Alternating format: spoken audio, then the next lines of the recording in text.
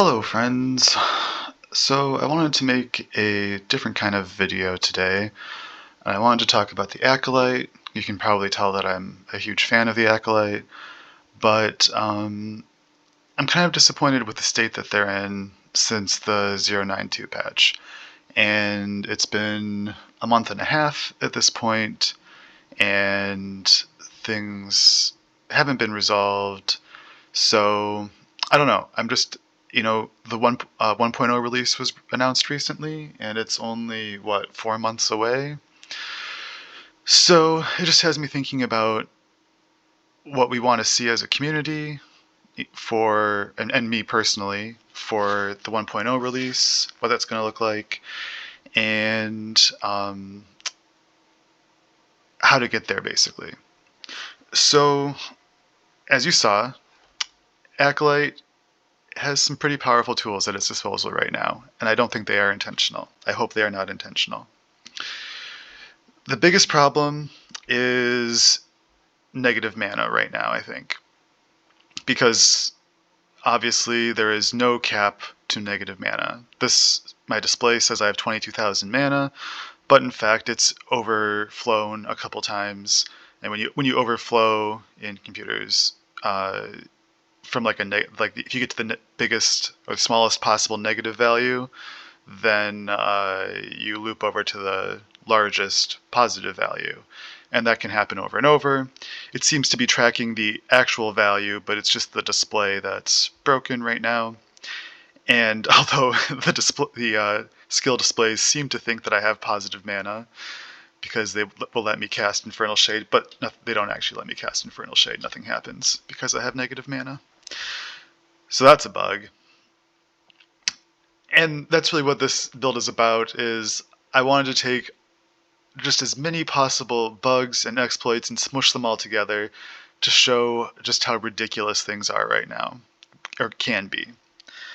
And I want to give credit to the development team, because this is a terribly hard problem. I am a software developer. I'm actually dealing with a similar situation in my own work right now, where you fix bugs and more bugs pop up, and you feel like you're playing whack-a-mole. It can be very frustrating. It can be very complicated, trying to imagine all the interactions between things. And that's actually something that I love about Last Epoch, is that the game is so rich with its skills, with its customization, and you can just do so many cool, interesting things, and yet in like a very accessible way, because you don't have to farm forever like in PoE, to respec or anything. And which, I mean, I haven't played that in like a decade, so that's just my memory of the game. But it's more than quick shifts to change things like D3 was. So they've really hit a sweet spot for customization and depth of builds, but that does mean that there's a lot of complexity and chances for things to go wrong. So, infinite negative mana, that's a problem. And why is that a problem?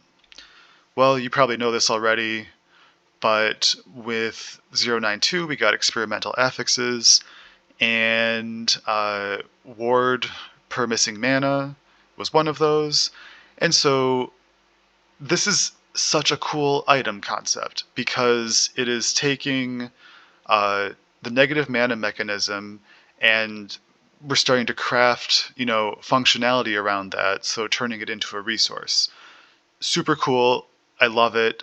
I love the idea that some spells can still trigger and such when you have negative mana, and that you can, create builds that focus on exploiting that.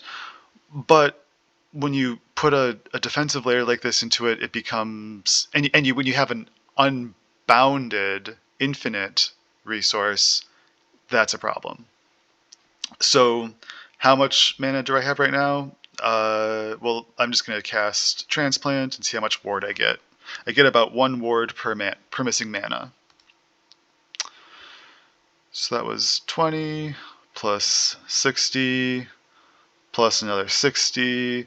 So that was about 150,000 ward that I got from transplant.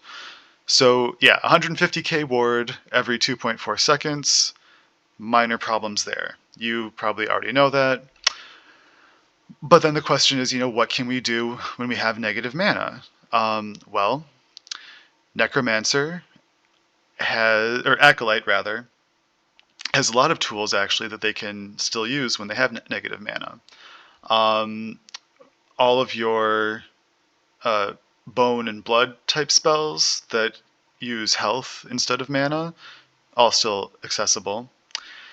And some triggers still cast. And the one that I'm using right now is Volatile Zombie, who has Grand Sacrifice and Effigy of Combustion. These cast Infernal Shade and Sacrifice, which you probably recognize from my other videos and see where this is going. But every time a volatile zombie dies, we get one cast of Sacrifice and Infernal Shade, and these do not care if we have negative mana or not. They will still trigger. As you can see, we are getting an Infernal Shade and a Sacrifice cast every time. So we can just do damage with Sacrifice, but because we can do both, we might as well get damage with both. And this is just our standard Flickering Shadows Sacrifice build, and a standard Infernal Shade. But one fun thing I noticed is that you can do Hellfire, and it remains on the ground like that, and you can actually start stacking your Infernal Shades. Very cool. I would love, love, love to make a build around this, but there are some problems. So also in 092, another experimental prefix we got was volatile zombies on potion use. Super cool. That's crazy. So much fun. I love that they are adding more affixes to get into potion use, because potion use becomes more dynamic, and you can start crafting builds around it and looking at all the potion find affixes that were getting not a lot of use, items that were getting not a lot of use. I've seen some people, I think the jungle queen breaches were kind of like the big thing. I think I like the scavenger more, honestly, because I would rather have the chance to find potions than just having the large cap. But plus, it's really easy to get a 3 LP scavenger, 2 or 3 LPs. So that's my direction. But the problem here is that this isn't 5 volatile zombies summoned on potion use. It's a lie. It's actually cast summon volatile zombies 5 times on potion use. And that discrepancy is very important when you look at Dreadful Horde that adds zombies to your casts. So each potion actually summons 5 zombies, 1 plus 4, times the affix level. So this gives us 25 zombies. And when you get 25 zombies, you get 25 sacrifices and 25 effigies of combustion. And this is further complicated by the incredible new ring in 092 again, Cycle of Putrescence. So zombies have a chance to resurrect equal to 100% divided by your number of zombies. Zombies can never go over 6. So this will never be lower than 100 divided by 6, which is about 18%. So, or 15, 16, whatever. Between 16 and 18%. I'm not going to do math in my head because I've already failed. So with 2 of those rings, that ends up being, like a 30% chance for a given zombie to resurrect when you're maxed out. And when you summon 25 zombies per potion, you get a lot of zombies. All because you never get more than 6, so they're all going to have at least that 30-ish% chance to resurrect. Very insane. Like, actually insane. And this is so that's a problem. I think that you know I'm going to talk about fixes, but that I have ideas I have for fixes and what I would like to see. But let's finish talking about the problems first. Okay. So, Infernal Shade, you know that I love Infernal Shade if you've watched my channel at all. Um, and yet, it does have a lot of bugs, and that is unfortunate. Uh, most every time I go into a new build with Infernal Shade, I find some sort of minor bug. And unfortunately, tracking caps of Infernal Shade is one area that is a problem. So, which isn't usually an issue when you have single target Infernal Shade, but you do notice it with the interaction between Infernal and Dread Shade. There are some bugs there when you're at the cap of your number of shades. And with Hellfire, you also run into problems. So you can have 4 shades the most. There's some passives, you get extra shades, but I'm not taking those. And when we use the Hellfire plus Effigy of Combustion, well, we get a lot of shades. There is no maximum. It completely ignores the maximum. And if you chain drink potions, you can get, as you saw with that jeweler video, you can get 30, 40, 50, whatever. There's no limit to how many shades you can have. I'm not sure if that's a problem. For sure there are, like I said, bugs around just counting those maximums and how it, for example, like it will replace the wrong ones if you're manually casting Infernal Shade at the cap. And yet, or Dread Shade. But it's kind of interesting that the zombies can get around your cap. Like maybe that's an intentional design choice. And that would be fixed if the volatile zombies just summoned one zombie instead of triggering Dread Horde. So maybe that's enough. Maybe it's enough for the volatile zombie change to just do one at a time, which would totally make sense because every other source of zombies only gives you one. I'm not sure about Awakening Presence, actually. Awakening Presence might give you full cast, but this doesn't trigger when you're negative mana anymore. Dread Shade only gives you one, which seems totally reasonable. For the mana problems, negative mana problems, well, I think I have some thoughts about this. Right now, it seems like they're kind of addressing it on a case-by-case basis. For example, I have Aura of Decay active right now with the Mana Drain 6, and that's just to make my mana drain or regenerate a little bit slower, and because you don't really need any other skills for this exploit. Interestingly, Bone Curse with Signet of Agony does not stay active when you're at negative mana. Why does Signet of Agony toggle off, but Aura of Decay doesn't toggle off? I'm a little confused about that, but what can you do?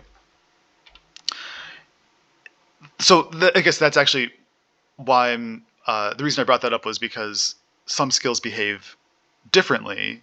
Like I said, Awakening Presence doesn't trigger when you're at negative mana, but Effigy and Grand Sacrifice do.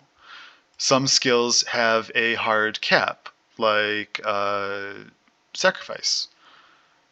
It won't trigger if your mana is negative 100. You won't get Blood Specters. I think that maybe a more elegant solution here is if we're going towards ward per missing mana, if we're looking at missing mana as a resource that can trigger, that brings us into an area where only certain skills will work, why not make it consistent? Why not give us a cap of like some percentage, 100% or 200% of your max mana is the most negative you can go, and then skills shut off. you could even have skills differentiated by tier. For example, make Effigy of Combustion, or Awakening Presence rather, maybe that's a tier 0. It doesn't work when you're negative mana, whereas these work when you're at negative 200%, and maybe Bloodshade works when you're negative 100%. There's ways to scale it there, but if it's based on your maximum mana, then it's still controlled by a stat that you can invest in or not, and as appropriate for your build. So those two things would fix a ton of problems. Clearly, you have to consider how to just fix the bugs with Infernal Shade and decide what actually is a bug with Infernal Shade. Also, I would love to see... I'd be happy to have some, ruling here on Flickering Shadows, if there's a maximum number of bonuses you can get from Flickering Shadows or not. Because right now it scales infinitely. I don't think that's the intent overall. But, there's a couple of things that do scale infinitely right now in the game, like Subjugation and the core Assemble Abomination. One other bug, I'm using Wrongwarp, and this is very minor, but the cooldown recovery has been bugged since release. It's not 39%, it's only like 12%, which is fine. Just, a tooltip thing. Would love to see that fixed.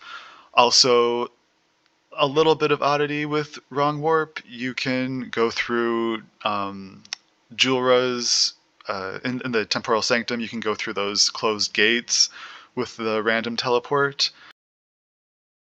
So, might want to fix that. I don't know if it's a big deal, but it's kind of amusing, as you can see.